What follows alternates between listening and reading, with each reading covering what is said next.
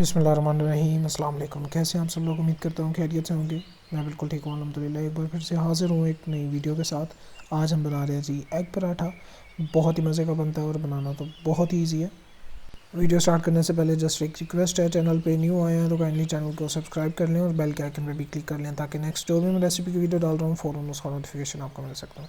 तो चलिए जी, बगैर किसी देरी के वीडियो की तरफ चलते हैं और देखते हैं कि ये पराठा बनाने के लिए हमें किन किन चीज़ों की ज़रूरत है और ये कैसे बनाया जाएगा।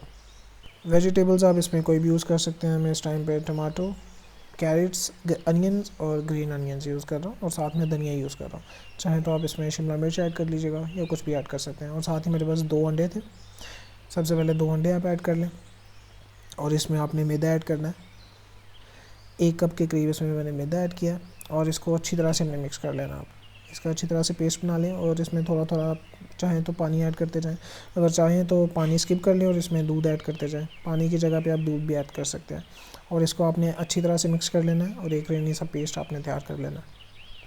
पानी अपने हिसाब से ऐड करना है, ज़्यादा पानी ऐड नहीं करना। थोड़ा थोड़ा करके इसमें पानी ऐड करते जाएंगे ताकि आपका रेनी सा अच्छा सा पेस्ट तैयार हो जाए। जैसे ही अच्छा सा पेस्ट तैयार हो जाएगा उसी टाइम पे इसमें आप वेजिटेबल्स ऐड कर लीजिएगा।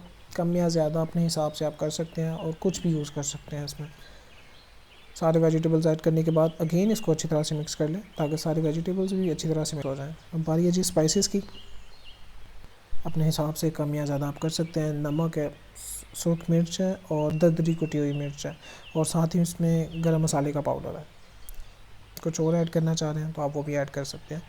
इसको अब अपने अच्छी तरह से मिक्स कर लेना है और 2 से 3 मिनट के लिए आप इसको रख दें अच्छी तरह से। पैन को ऑयल या घी से आपने ग्रीस कर लेना है और बिल्कुल आपने लो फ्लेम पे इसको पकाना है। थोड़ा सा इसमें पेस्ट ऐड कर लें और उसको फैला लें अच्छी तरह से। ज़्यादा मोटा नहीं होना चाहिए ये। और इसको ऊपर ढकना दे दें। तकरीबन 2 से 3 मिनट के लिए आप इसको पकने दें। एक साइड को बिल्कुल लो फ्लेम पे, दम वाली फ्लेम पे इसको पकाना है। जैसे ही आपको लगे कि ऊपर वाली जो इसकी लेयर है वो पक चुकी है, उस पर थोड़ा सा ऑयल ऐड कर लें और इसको पका लें अच्छी तरह से।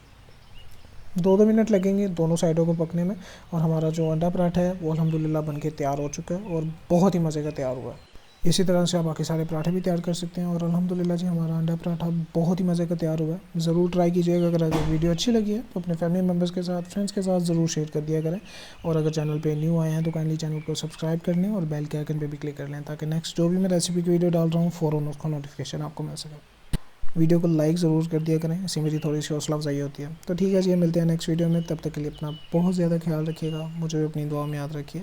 अल्लाह ताला आपको ढेर सारी खुशियाँ दे और आपको हर बुराई से दूर रखे।